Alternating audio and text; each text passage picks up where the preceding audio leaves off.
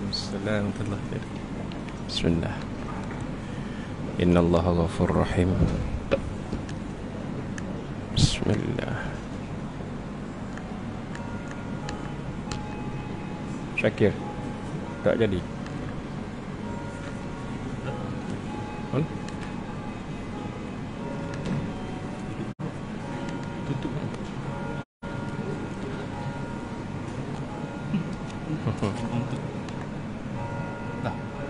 Okay. Bismillah.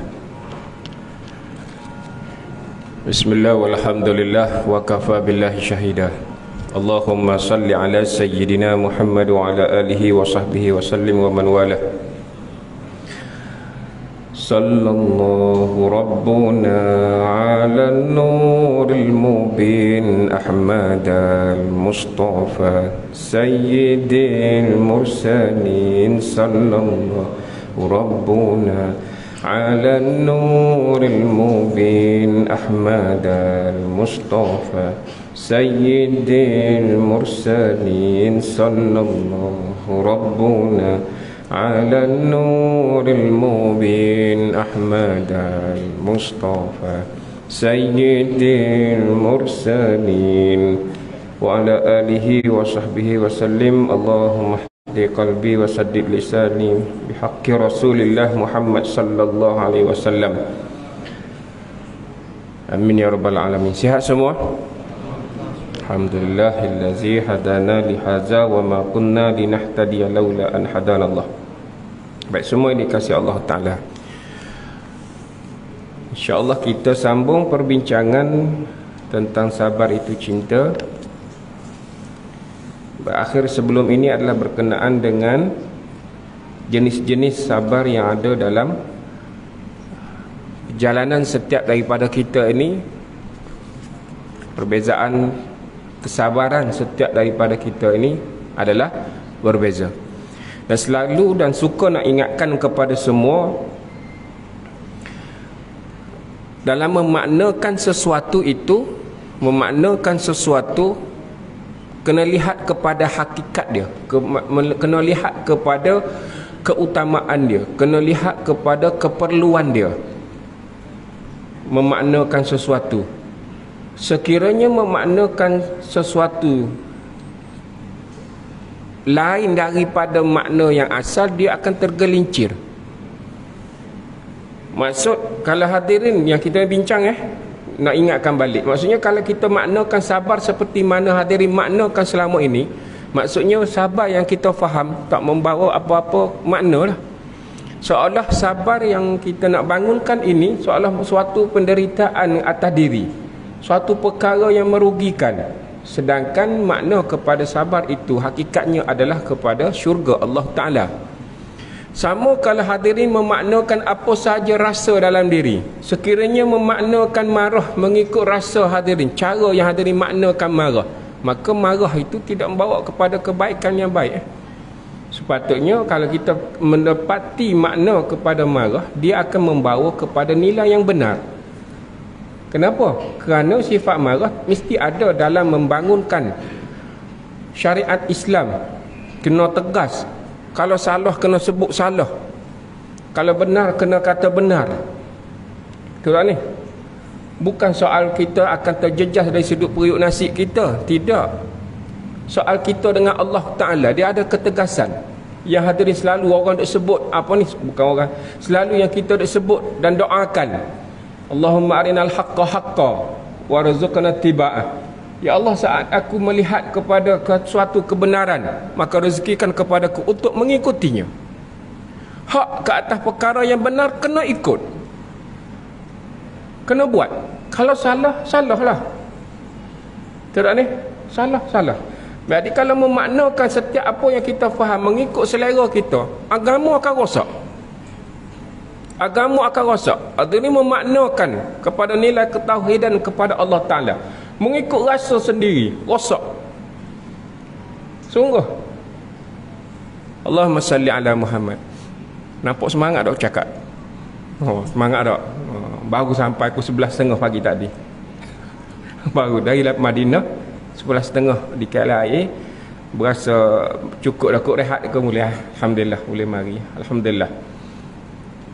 Hadirin semua yang dikasihi Allah Ta'ala, sedikitlah nak ambil isu. Siapa tahu Bukit Maruah? Tahu kan? Bukit Maruah ni kalau kita dalam urusan haji dan umrah, ada tempat kita nak bertahlul pada kali yang ke-7. Safa Marwah. Boleh tak ni? Di atas Bukit Maruah tu dia ada sedikit ketulan-ketulan batu yang tidak ditutup seperti Bukit Safa. Bukit Safa dia lain, istimewa. Bukit Safa ni subhanallah. Hadirin kalau pergi duduk kat Bukit Safa ni, hadirin akan melihat bagaimana seorang Nabi dan Rasul Muhammad sallallahu alaihi wasallam disakiti oleh Abu Jahal. Kalau berdiri kat Bukit Safa. Cuma di Marwah ni ada ni perangai. Hak dak pergi sujud dekat batu tu kenapa? Ni perangai. Dia memaknakan nilai tauhid dia kepada Allah Ta'ala. Dia duduk solat, dia duduk sembah, dia duduk sujud. Kita duk, bukan nak kata dia tu sembah batu, tapi kenapa dalam keadaan bersela pergi letak dahi itu kepada batu itu. Letak batu, letak gitu. Salah kah? Kau okey lah macam tu? Salah tak? Jangan buat begitu. Jangan buat begitu. Hadirin, nilai tauhid, nilai akidah, nilai kepercayaan kepada Allah Azza wa Jalla sampai berada di depan Kaabah. Allah kata wala tusyrik bi syai'a. Kamu jangan syirik kepada aku dengan sesuatu pun. Yang depan kita itu Kaabah. Hadirin menghadap kiblat sekarang ni kan, Kaabah tak ada depan mata, tapi kita menghalalkan kiblat kita. Sekarang Kaabah depan mata. Allah bagi tahu kamu kena bersihkan diri. Kamu kena sucikan diri kamu, hati kamu. Wala tusyrik bi. Kamu jangan sampai syirik kepada aku. Mana dah tahu siapa-siapa tengok Kaabah depan mata duk berasa Kaabah lah tempat nak kena sujud. Kan? Sebab orang tanya, ustaz, bila solat depan Kaabah tengok Kaabah ke tengok tempat sujud? Ni nak memaknakan sesuatu, nak memaknakan pada sesuatu. Kalau hadirin memaknakan sesuatu, lebih-lebih lagi dalam urusan agama mengikut selera, rosak habis agama. Rosak. Dia rasa ikut sedap dia nak buat. Orang tegur marah, macamlah kau bagus sangat. La ilaha illallah. Bukan soal kita ni bagus sangat, kita nak ajak semua jadi bagus belaka. Jadi baik, kerana itu hadirin semua yang dikasihi Allah Ta'ala, dalam perkara memaknakan sabar ini, maka lihatlah bagaimana pentingnya kesabaran yang ada dalam kehidupan kita. Kerana kenapa? Kerana sabar itu sifat manusia. Kerana itu sabar adalah sifat manusia. Baik. Jadi bila kita memaknakan sabar sebagai sifat manusia, maka ia menunjukkan suatu personaliti diri dari pandangan dirinya atau orang lain yang sedia ada dalam diri.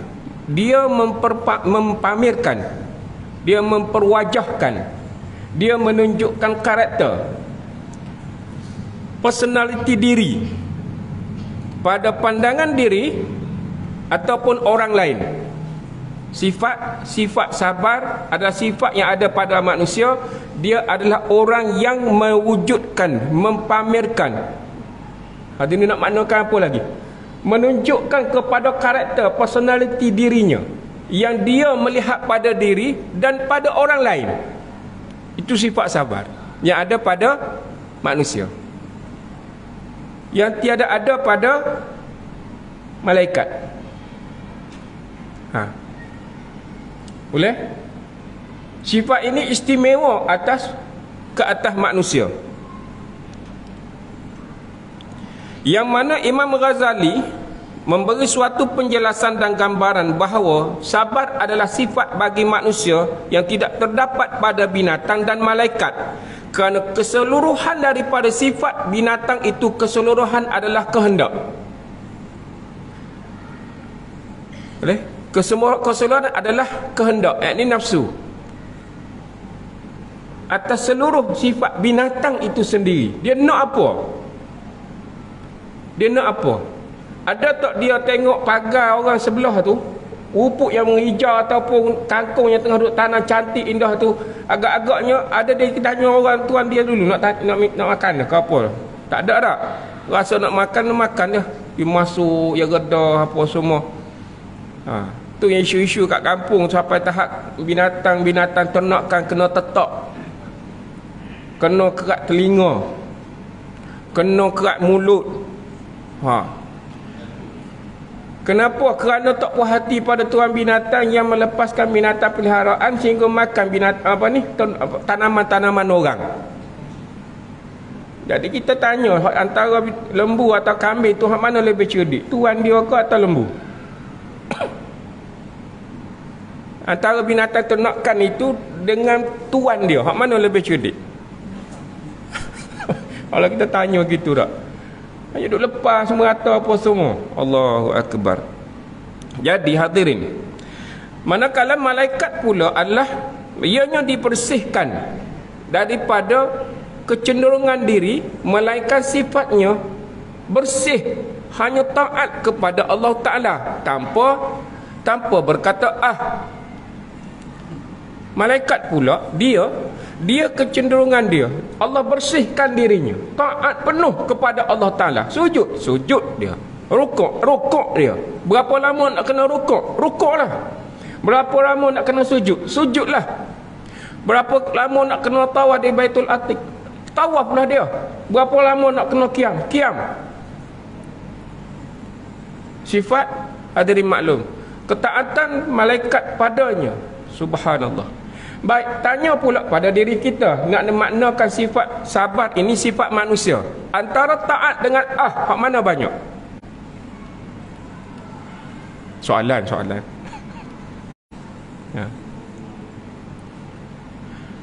Malaikat keupayaan dia untuk menafikan untuk menafikan kekuatan, keupayaan untuk menafikan ada tak? Dia taat. Perintah ke atas manusia, keupayaan untuk menafikan banyak ke sikit? Keupayaan atas manusia untuk menafikan banyak ke sikit?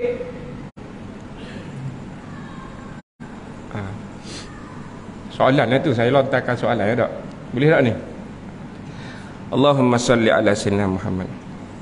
Maka manusia, makhluk yang dicipta dengan suatu proses perkembangan yang bermula daripada usia bayi, dicipta padanya nafsu makan, diletak padanya nafsu. Pada bayi itu sendiri ada nafsu tak bayi? Ada kehendak tak dia? Bayi tak bercakap. Ada pengalaman jadi bayi tak? Ada semua ni. Oh tak tahu Ustaz, saya tak pernah jadi bayi, tak tahu besar macam tu.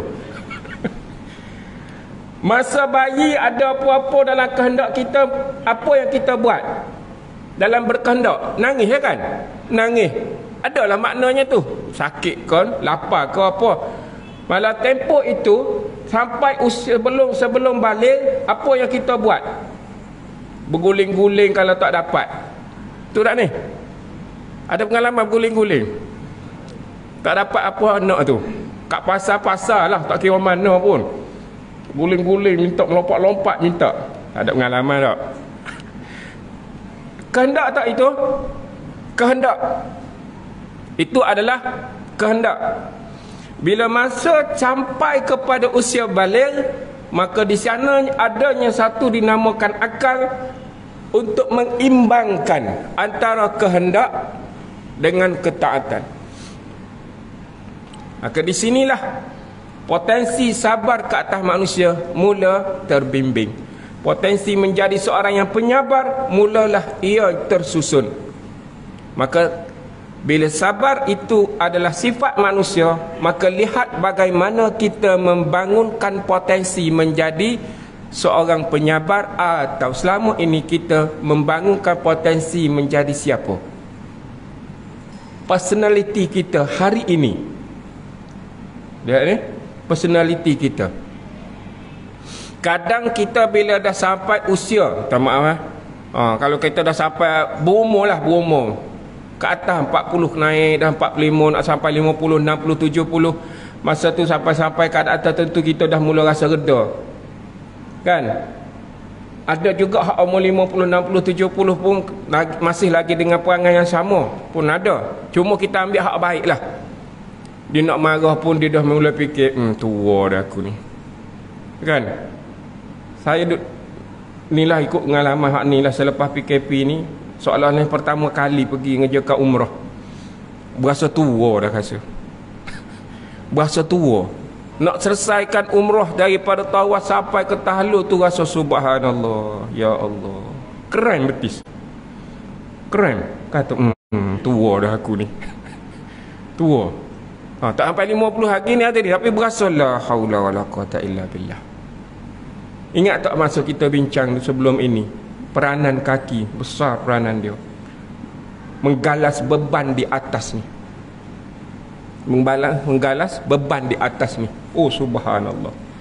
Kena sekali krem, terduduk senyap, tak boleh buat apa, senyap je kita. Sian kat kaki. Wa tashhadu arjuluhum bima kanu yaksibun. Dia bersaksi banyak perkara atas urusan diri kita dengan kaki ini hadirin. Allahu akbar. Maka hadirin semua yang dikasihi Allah Taala, maka manusia itu diangkat darajahnya. Diangkat darajahnya dengan kesabaran yang dibangunkan dalam dirinya dengan makna yang dia faham mengikut Al-Quran dan Sunnah. Boleh? Maka kedudukannya diangkat oleh Allah Azza wa Jalla. Bila dia memaknakan sabar mengikut selera dia, maka dirinya tak ubah seperti binatang. Bila dia memaknakan sabar mengikut Al-Quran dan Sunnah dan mencontohi baginda Rasul Muhammad sallallahu alaihi wasallam, dia lebih mulia daripada malaikat. Apa bukti yang dia lebih mulia daripada malaikat? Bila malaikat datang ke atas orang-orang yang dimasukkan ke dalam syurga Allah Ta'ala, malaikat memberi salam. Wal malaikatu yadkhuluna alaihim min kulli bab. Dan para malaikat datang daripada setiap penjuru pintu syurga. Salamun alaikum bima sabartum. Sejahteralah ke atas kamu berkat kesabaran kamu terdahulu. Hebat tak kita? Hebatlah. Sampai malaikat datang bagi salam. Malaikat datang bagi salam. Salamun alaikum bima sabartum. Sejahtera ke atas kamu apa yang kamu buat, apa yang kamu sabar atas urusan kehidupan dunia kamu. Fa ni'ma uqbad dar, kamu nikmatilah tempat yang terbaik ini. Balasan apa yang kamu telah lakukan di dunia dahulu. Maka kita pun maknakan sabar ini dan kita pun faham bahawa urusan sabar di mana? Urusan sabar di dunia lah.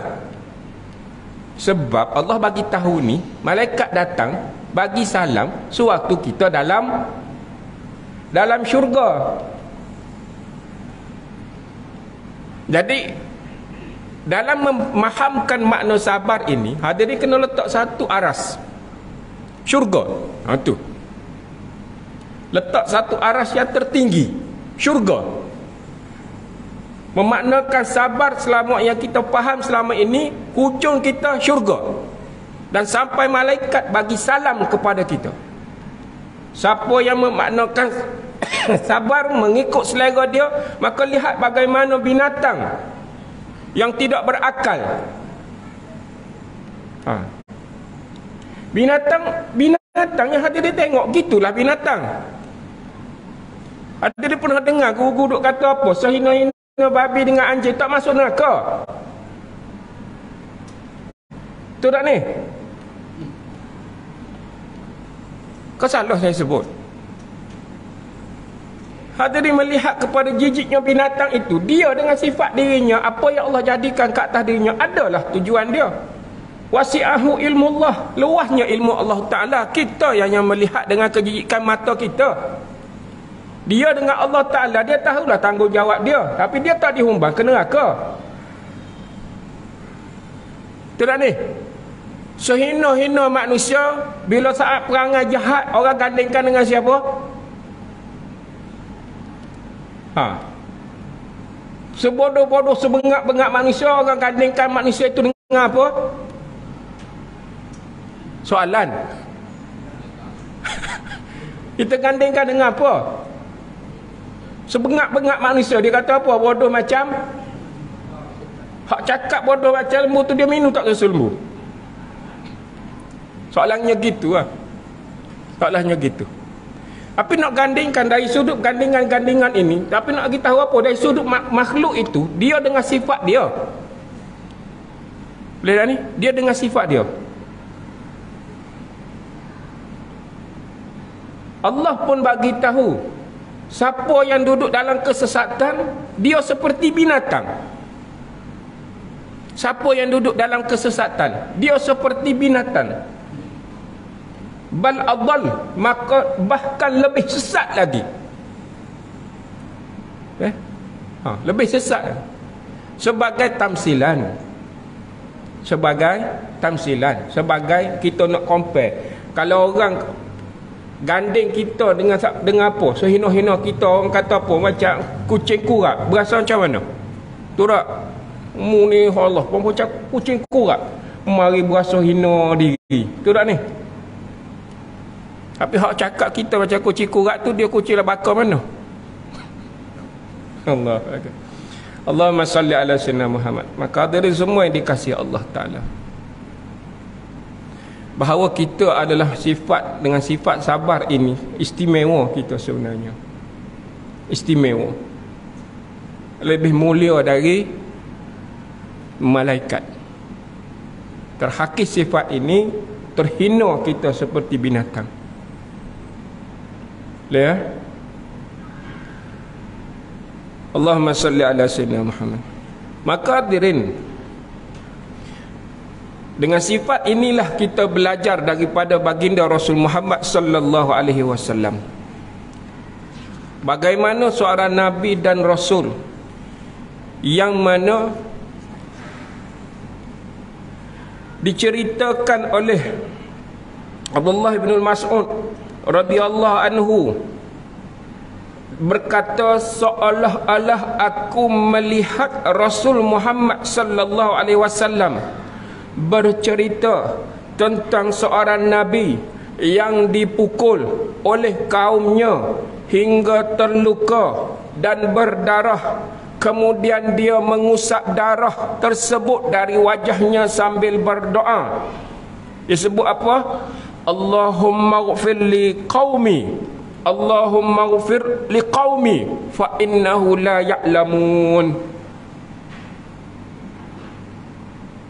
Sifat sabar, sahibus sabirin, penghulu kesabaran yang ada pada baginda Rasul Muhammad sallallahu alaihi wasallam. Bila mana Abdullah Ibn Mas'ud melihat bagaimana Rasul menceritakan penderitaan seorang nabi, padahal Rasul sendiri mengusap wajah.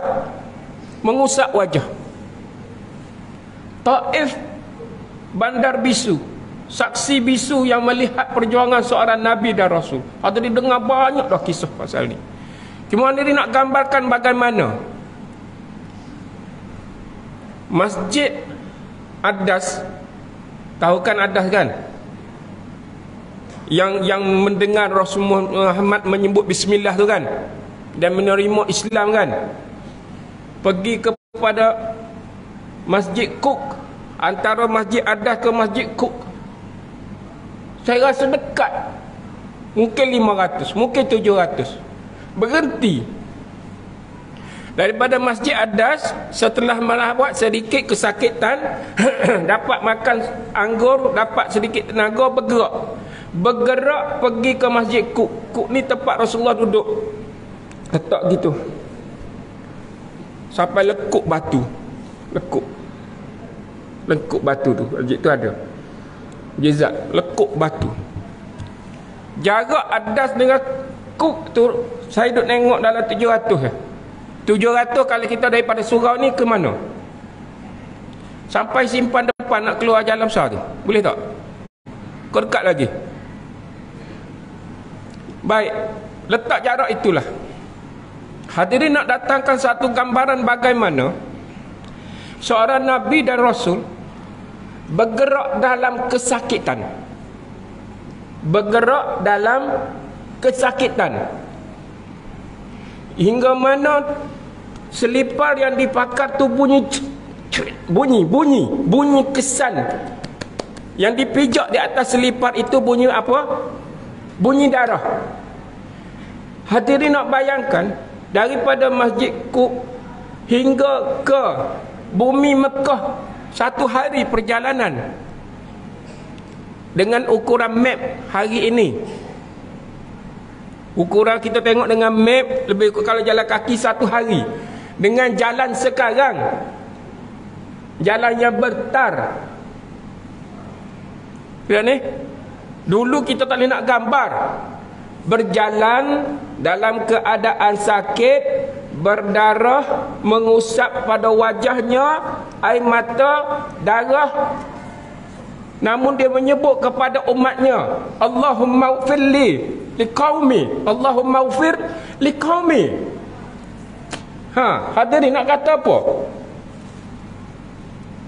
Nak cerita besar kesabaran, belajar tentang sabar. Rasul Muhammad tunjukkan contoh bahawa syurga milik kamu. Nak bergerak daripada Masjid Adas nak pergi ke Masjid Qub, terpaksa kena berhenti. Kenapa? Sakit. Bergerak dalam keadaan sakit, berdoa, Allahumma ighfir liqaumi, ya Allah maafkanlah ke atas umatku. Sampai begitu. Bahawa besarnya tentang sabar ini. Innahu la ya'lamun, mereka tak tahu.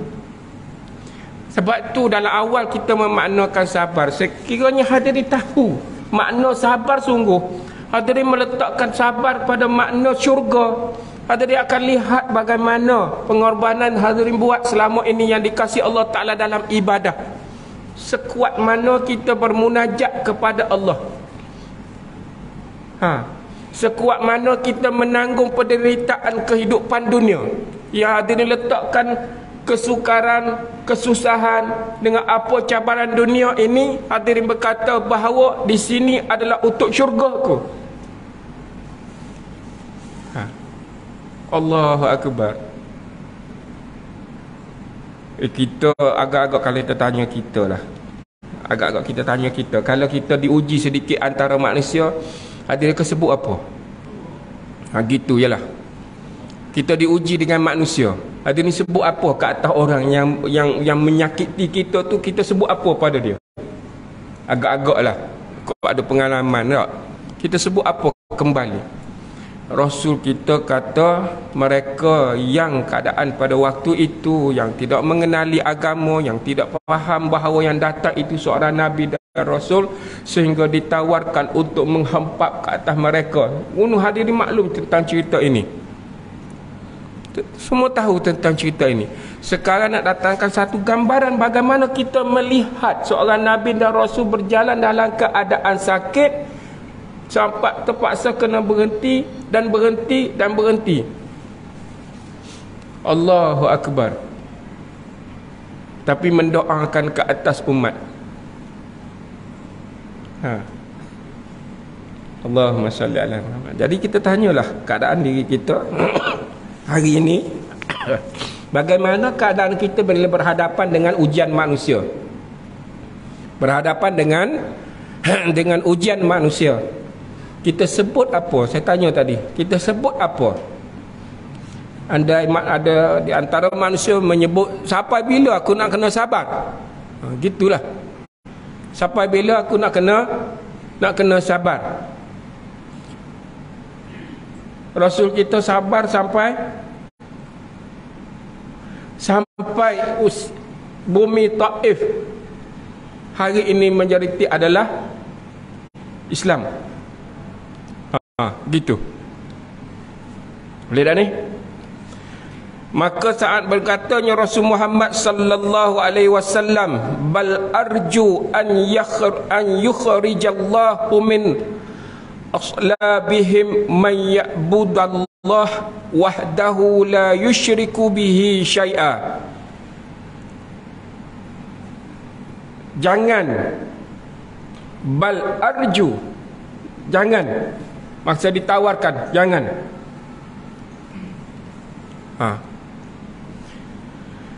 Aku memohon kepada Allah agar akan ada di kalangan anak cucu mereka nanti yang beriman kepada Allah dan hanya menyembah Allah sahaja.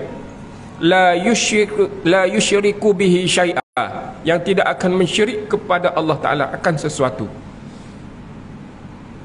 Hadirin, kasih Rasul ni subhanallah. Minta sofa, bukit sofa jadi emas. Gagang Quraisy ni minta sofa jadi emas. Saya tanya jemaah, kita bawa ziarah dalaman. Baik, saya tanya jemaah sekalian, saya tanya, sekiranya Rasul kita dia berdoa minta sofa jadi emas, doa pada Nabi ni hadirin kena ingat. Nak sebut tu Allah boleh makbul masa tu juga. Andai sofa itu jadi emas, siapa dapat emas sofa sekarang? Andai sofa itu menjadi emas, hari ini siapa yang dapat daripada bukit sofa itu emas daripada bukit sofa? Agak-agak dapat tak kat kita hari ini? Soalan. Tak dapat apa-apa tak? Tak dapat apa-apa tak? Andai kata hari ni tak, mungkin dah jadi zon larangan yang dikawal ketat, lintas kena tembak. Kenapa? Kerana sofa itu emas. Tak ada kat kita. Pembesar Quraisy dah lama dah ambil, kikis sampai ke lubang dalam kundah. Betul tak ni? Hari ni siapa dapat dengan dunianya? Hari ni siapa yang dapat dengan dunianya? Dapatlah masing-masing dengan habuan dunia hari ini. Masing-masing dapat tak? Kerana dunia itu ditinggalkan. Kalau dunia itu milik seseorang, hati dia tak mengencapi dunia hari ini. 70-an dengan zaman 70-an tak bergerak-gerak. Betul tak ni? Siapa yang pernah hidup zaman 70-an yang ada sekarang? Ada tak? Dia tahulah zaman 70-an hingga ke hari ni apa dia lihat perkembangannya. Betul tak ni? Kalau sebut pasal telefon ni hak canggih-canggih sekarang ni, sebut ke budak-budak ni, anak-anak hari ni, ingat tak telefon hak rubuh shilling tu, hak masukkan shilling tu? Ada pengalaman bergayuk tu? Kau tak ada? Hak shilling bercekak kat tangan tu. Cakap kat dunia generasi hari ni tak tahu apa pun. Dunia dah ditinggalkan. Dunia ditinggalkan. Bila Quraisy minta sofa jadi emas, Jibril datang sampai salam daripada Allah bahawa kau minta sofa menjadi emas boleh. Allah tak akan nafikan doamu. Tapi ingat, siapa di kalangan umatmu yang kufur, lebih dahsyat azab ke atas kamu. Tak umat. Oh, biarlah hidayah yang datang kepada mereka. Biarlah hidayah. Hadirin, subhanallah, berhadapan dengan kerenah manusia. Sebab itu sifat sabar ini mulia ke atas manusia bila dia memaknakan mengikut Al-Quran, Sunnah dan apa yang difaham dari perbahasan daripada para guru, maka dia akan lihat kemuliaan dirinya atas kesabaran dirinya. Kalau dia memaknakan sabar mengikut seleranya, maka lihat bagaimana terhinanya dia di sisi Allah Ta'ala. Dah isyak lah. Okay, baik. Lihat, kerana itu hadirin semua yang dikasihi Allah Ta'ala, memaknakan sabar ini adalah suatu perkara yang penting.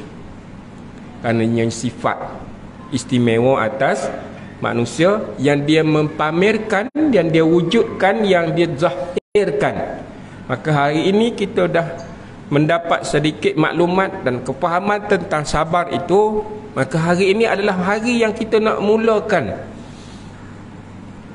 Mulakan apa? Memulakan memaknakan sabar mengikut laluan, mengikut makna yang sebenar, supaya kita mendapat bimbingan. Sifat ini hadirin bukan sepetik jari, bukan sepetik jari tahu.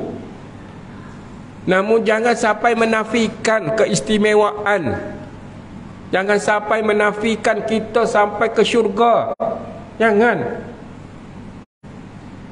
Lihat ni, belajar tetap kena belajar, minta tetap kena minta, sebab sifat ini kurniaan.